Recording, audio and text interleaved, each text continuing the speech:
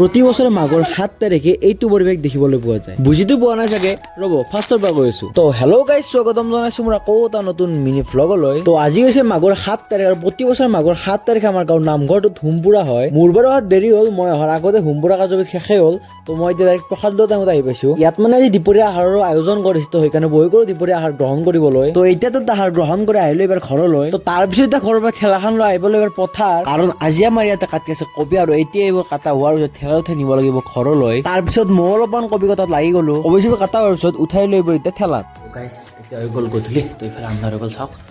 আজি যিহেতু আমাৰ গাঁৱৰ ঘৰত হোমপুৰা কাৰ্যটো আছিল, তাৰ এতিয়া গধূলি সকলোৱে মানে চাকি জ্বলাব। আপোনালোক তাৰে পৰিৱেশটো দেখাম।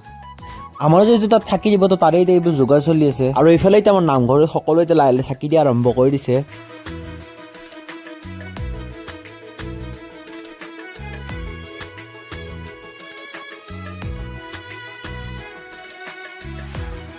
সকলোৱে বাৰু এতিয়া চাকি দিয়া হোৱা নাই, যেতিয়া দিয়া হ'ব তেতিয়া আৰু ধুনীয়া লগা হ'ব ঠাইখিনি। আজি ভক্তি বনাইছিল, যদি ভাল লাগে লাইক শ্বেয়াৰ কমেণ্ট কৰি দিব আৰু ইউটিউব চেষ্টাটো কৰিব, ইনষ্টাগ্ৰামত ফ'ল' কৰি দিব।